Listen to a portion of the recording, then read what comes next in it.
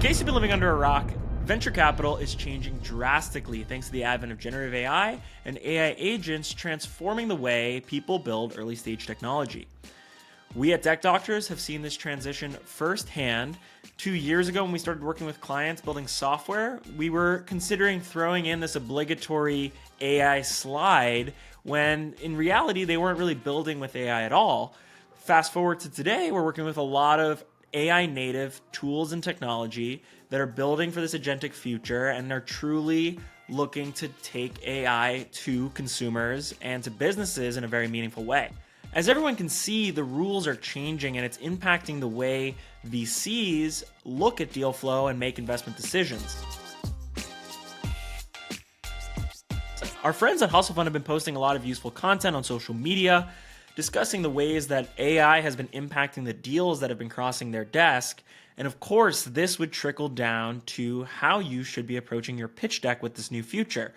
So in doing so, I look to identify three major impacts that AI is having on early stage venture into there's less capital generally needed for a company to achieve what it had previously sought to achieve, which is leading to more deal flow. More people are creating software, more people are creating companies because they actually can now. And therefore, moats and the ability to show differentiation need to be communicated even more clearly in this larger sea of deals and technology. So as that relates to your pitch deck, I think there's three key components to consider as you're looking to build a pitch deck for this new future, and one of which is just continuously making your deck shorter. VCs are seeing more deals, they're looking at more companies, and therefore their attention spans, albeit already pretty low, are getting even lower with the quantity of deals they're looking at on a day-to-day basis. So being more concise and shorter with your pitch deck is going to help you achieve a better outcome.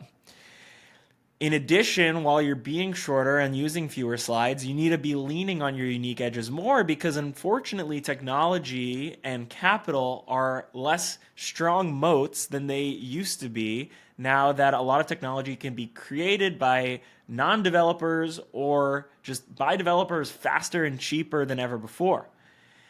And lastly, while this may be controversial, I do think that if you're looking to raise early stage venture capital, knowing that companies can be really capital efficient creates this burden of showing how you're going to be using this capital to continuously chisel away at the edges that you can create as a team looking to build the software for the market you're looking to build it for. So with those three new approaches in mind, let's look at a pitch deck that was submitted to the Second Opinion team and kind of grade it based on what we're seeing in this post-AI environment.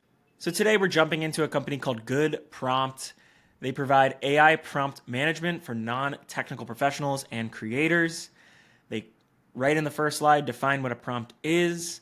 They highlight that prompts are everywhere and that's impacting professionals and creators alike. That current solutions are developer-centric, making them inaccessible for professionals in marketing, HR, sales, education, and consulting. So non-developers are having a hard time accessing the current solutions. There's a big market, there's a big but smaller market, and there's a big but even smaller market. This is a 3-slide TAM SAM SOM with some growth expected in this industry, and I think a lot of this is easily intuitive. We have a solution for professionals across 4 slides. We have a solution for creators across 3 slides, and then a final solution slide that with bullets highlights what this solution actually is. There's a monetization model, there's a team slide, and then there's an ask looking for pre-seed $200K to invest in marketing and building out a founding team. So with the new post-AI or rules of engagement in mind, what are our thoughts on this pitch deck? So number one, I'm looking at 19 slides here, and I see many opportunities to make this deck shorter.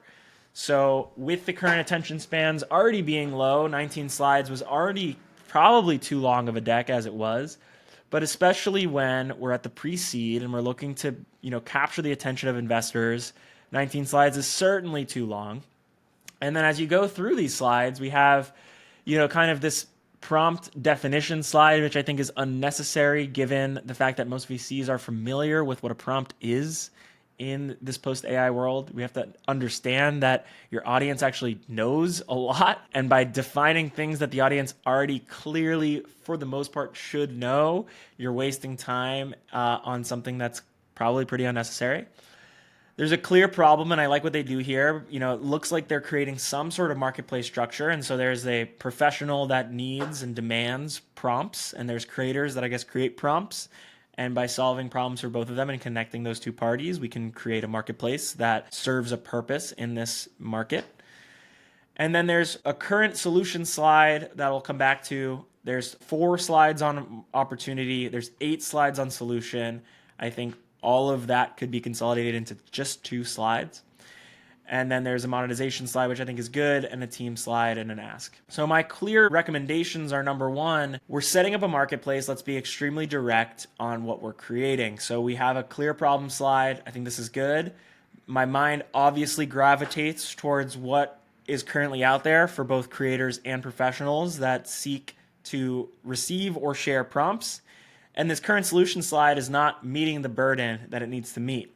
It just highlights that there are current solutions out there that are developer-centric, but by not identifying what those current solutions are, I am not actually sure there is demand in this market. So this slide makes a statement, but it doesn't prove any evidence to there being current solutions, there being people paying for those current solutions, but feeling like there is white space in the market. So this slide needs to be a lot more robust. We need to address what those current solutions are, the type of traction those current solutions have received, and how by creating a non-developer centric solution, we can unlock a market that ideally has some monetizable demand behind it, which we could prove by the relative success of current solutions. So this one I think would be a good slide. It just needs more robustness.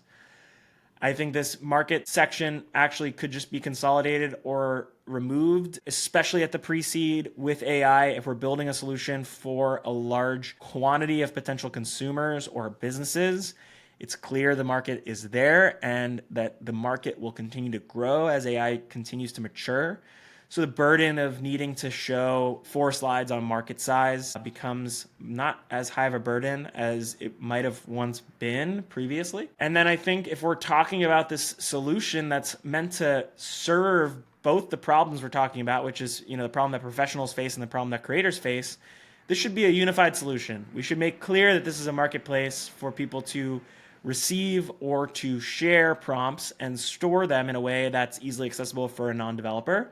And that could be accomplished in 1 slide. Obviously, I think the team wants to show off some great UX. So I think that there's other opportunities for having a unified solution slide that highlights what it is for both potential consumers on 1 slide, and then another slide that shows a bunch of the screen grabs, or maybe we just use a GIF. And then I want to consider, as we had said previously, the 2 notes on the post-AI world needing to show differentiation, needing to show edges, and show your funding plan.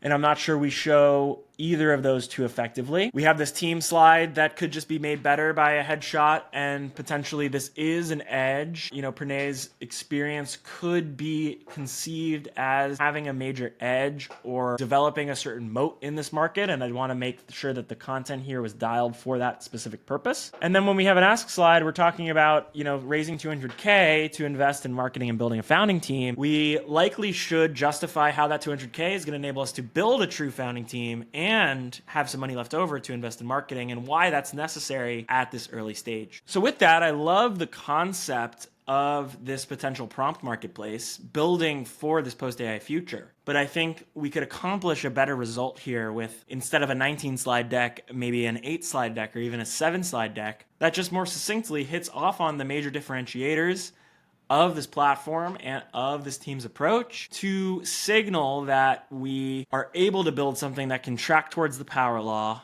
within this space, and we have some unique edges that require some capital to help us leverage even that much more effectively. So hopefully you enjoyed that run through of this post-AI landscape impacting how you should be approaching your AI startup pitch decks.